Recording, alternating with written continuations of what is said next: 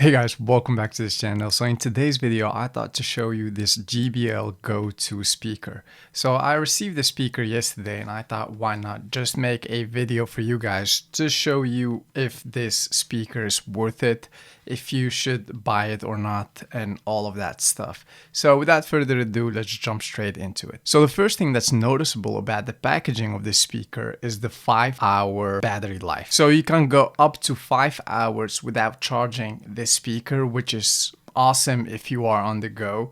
But there is a downside because I've done some research and it takes like 2.5 hours just to fully charge the speaker. So that's something you should think about.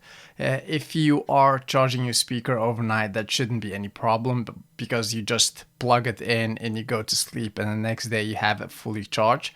But if you are someone who is very busy or just want to have a fully loaded speaker in like a half hour, this might not be for you. So just think about it. Furthermore, if we turn the packaging, we see here once again the 5 hour of playtime that you can do with Bluetooth, obviously.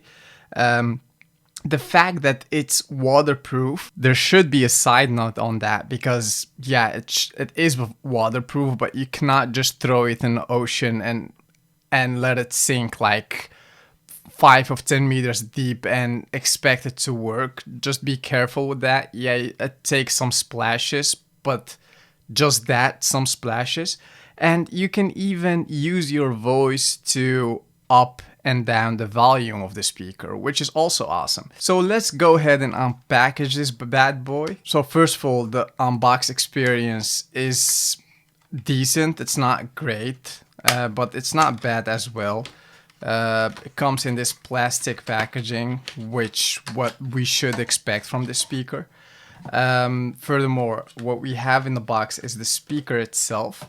And the first thing that's very noticeable is the build quality. It feels like very sturdy.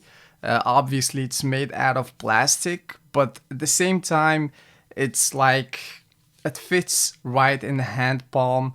It's very small. It's definitely made for someone or people who are on the go, who like to play something on the beach or at the pool or when they're doing their workout. This thing is very handy just to take it with you. I think, or I suspect, that your charging port or that the charging port of the speakers underneath this thing here. So let's go ahead and try to open it. So that's something that you should think about. If you don't have nails, it's very hard to open. I know this. It's actually very hard to open. Let's try it with a pen. And now I've opened it. So there's something you should think about. This thing is very hard to open if you don't have nails. But if you just grab your keys, you can just open it like that. Furthermore, what we notice here is like a QR code that you can scan. I think this QR code is to register your speaker for warranty matters and all of that. And we have an aux jack in here and a type B connector, a USB type B connector, which is a bummer if you ask me. Nowadays, all electronics should come with a type C connector. Why not just go with that? But at the same time, this speaker is quite old. It's like about 2 years ago that came out. So I do understand where that is coming from. We have here the logo of JBL, some warranty stuff, the fact that you shouldn't throw it away, maybe for recycling matters and all of that. And the buttons are over here just on top of the speaker. So you can just turn it on, the Bluetooth that for connecting it to another device, the down volume, the up volume, and the play button. And that's actually it. The logo, that's matte finish, which I do like. I don't like those obvious colors that just screaming at you. Just keep it clean and simple, and JBL does a great job creating this speaker.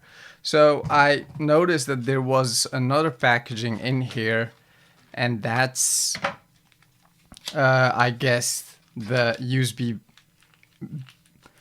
I guess the USB-B cable and some paperwork. There is no aux cable, but that shouldn't be a problem. It shouldn't be a problem because I do have an aux cable somewhere here. So I'll just grab that and show you how that works. Yeah, just like I suspected, a USB-B port. But hey, you get the cable, and with that you can charge your speaker. And some paperwork, I don't open them, never. So I will not open them right now. Let's throw that away. I guess how to connect this speaker to another device. So I have a Mac over here. If I just grab it for you guys and I'll try to connect it to this Mac. It's actually very easy. I've done this step before with another JBL speaker. Unfortunately, I couldn't connect the JBL to my iMac because then it will mess up with the audio I'm recording for you guys right now. So I went ahead and grabbed my iPad and I tried to connect it to my iPad just to show you guys how that works and all of that. So obviously it's very straightforward. You go to your Bluetooth, you have it, you need to turn it on, obviously. And if we turn the JBL on, what's noticeable is this funny sound that you hear, and there's a lamp that's flashing underneath the speaker. That way we know that the speaker's on.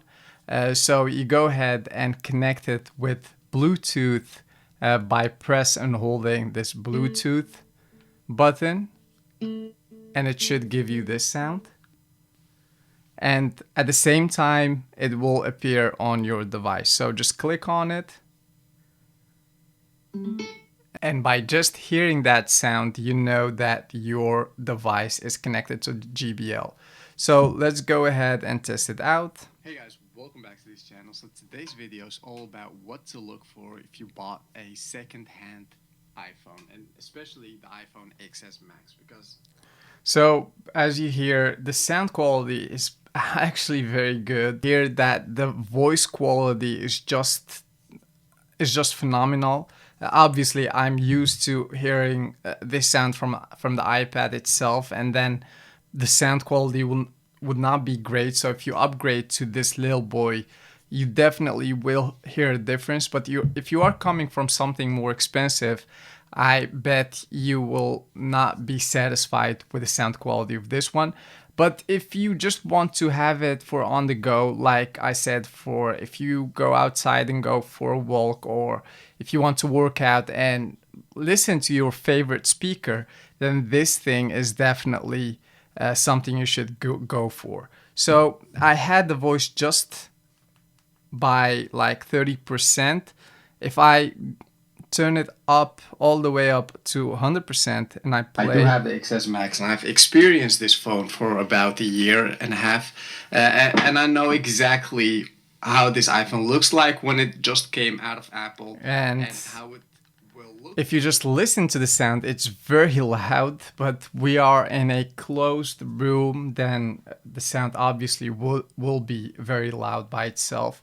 I suspect if you go outside and you play this thing outside, then with all the noise around you, the sound will not be that loud as now. But overall, it sounds very good. You can just connect it with another device in a matter of seconds. As you saw me, I just did it for you and it took me like a minute or so. So that's actually something I do like about this device.